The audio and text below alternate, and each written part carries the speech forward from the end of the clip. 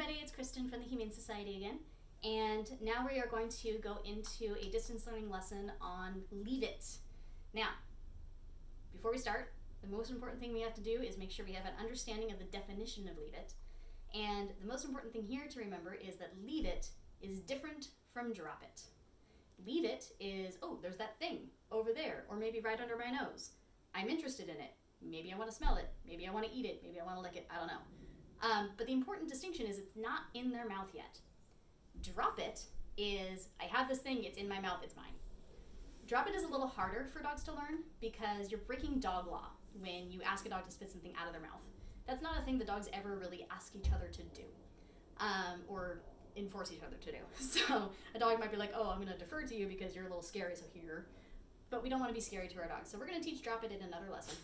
For now, we're going to talk about the Leave It concept, which is, I see that you show interest in that thing, or that person, or that other dog, and I am telling you, as, leader person, sorry, you can't have that. I have decided it is off limits. So, there's a couple different ways to teach Leave It. One of those is to do a combination of Leave It, oh, just kidding, go take it. I don't personally love that version of Leave It, and the reason for that is I find that dogs who are taught Leave It and then take it tend to hyperfixate on the thing that you tell them to leave.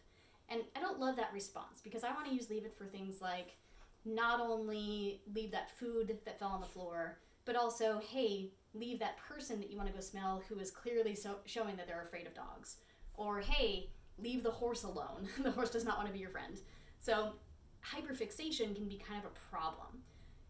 So instead of saying Leave It, oh, just kidding, go take it, I like to have Leave It be permanent. Meaning that if I've said Leave It, I am never, ever going to let you go and get it in that same context. So that means that if I drop food on the ground and I say, leave it, just as a response to having dropped stuff, and then I realize, oh wait, that was your kibble, you can have that, I don't really care. I'm not going to say, oh, just kidding, go take it. Instead, I'm going to go over, pick it up, and then offer it to my dog to change the context of it. And that's going to keep your Leave It really strong and really permanent. So that's my recommendation. So, how do you teach your dog to leave stuff alone? The good news is that this is actually one of the easier things to teach dogs because they do it with each other already. So, Daisy, come here. Good, thank you. So this is Daisy. She's going to be our little helper for the Leave It. Now back up a little bit so you can see the floor. Let's see, does that work? Okay, yeah. All right, so in my right hand, I have the thing that she is not going to be able to get. I'm going to tell her that she has to leave this alone. And in my left hand, I have other rewards of the same value level that I can reward her with. So, I'm going to get her attention back over here. Ooh, what's this? What is that? Leave it. I'm going to lure her up to look at me. Good. It's a lot like a watch me. I want her to look away from the item and up at my face. Not just the treats, but at my face. And I can cheat a little bit by having the treats in front of my face initially, but that's the head movement you want your dog to do is, oh, I'm not touching that. Can't interact with anymore. I gotta go look at you instead. So initially, when you're teaching your dog this, you're going to cover the forbidden item completely because you don't want a situation where you say, hey, I said you can't have that, and then they're like, haha, I'm gonna get it anyway. Because then you have to do a lot of work to undo that habit. So I'm gonna cover it completely. Leave it. Good. Nice. Now with a dog like Daisy, who's been doing this for a while, you can then start to move your hand away. You can also move the item closer to your dog. Leave it. And I can just hover my hand over it to make it so that she can't actually get it. Good.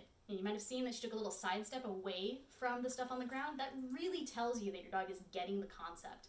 A good way to think of it, if you tell your dog to leave it and they actively move themselves further away from it, think of that as like the times when you or someone you know has gone on a diet and somebody brings cake into the office. They're not going to sit there and like smell the cake, oh my god, it's so good, because that's just torturing yourself. So now Daisy has actually walked completely across the room away from the treats on the ground because they're still there, and she still knows that she's not supposed to have them. So when you see your dog do that behavior where they move themselves further away, reward it because they are telling you that they really get it. So as you are doing your Leave Its and you're picking the things up and you're putting them back on the ground, that's how you restart. Go ahead and do this. Good girl, she knows this game, so she's already looking up at me and like, I'm not supposed to have those, what are you, crazy? So then you can start doing things like dropping it from a height, a small height.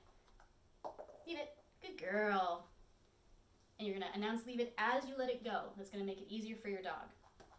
Leave it. Good girl. That was a hard one. I don't know if you can see it on the camera, but it rolled right next to her foot. You're such a good girl. Good job. Something else I'm doing is, as I finish the exercise, sometimes I'll pick up the thing that was forbidden and give it to her as the treat. Again, as long as you pick it up and change the context, it's totally fine. Let's do one more over here. Easy. Here. Come on. Thank you, good girl. Leave it. Good girl. Very nice. Very good. Now, it's pretty natural for your voice to come out a little like, oh God, leave it. You want to be a little conscious of that, because if you teach it with a lot of tension in your voice, you may end up with a situation where your dog is looking like they're responding to the cue, but what they're actually doing is getting startled by your voice.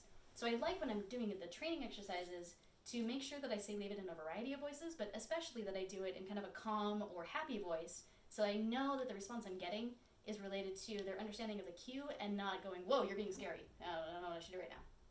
So again, one last time. Leave it. Good girl. Okay. Very nice. Be patient with your dog. You might not be at a point of dropping the treat from a height just yet. Stay at the covering the treat as long as you need to. And then blocking the treat is the next one. Let's see if I can see my hand on the ground here. So covering it, blocking it, hovering over it, but ready to cover if you need to. And then you slowly move further and further away, good girl, until your dog is able to do the behavior. And the thing that you can look for in order to know if you're ready to move to the next behavior is when you say your cue and your dog looks right up at your face without you having to do that lure to get them to look up. So that's your indication of them being ready to be more challenged. Okay, and that's it for Leave It. Thanks for watching.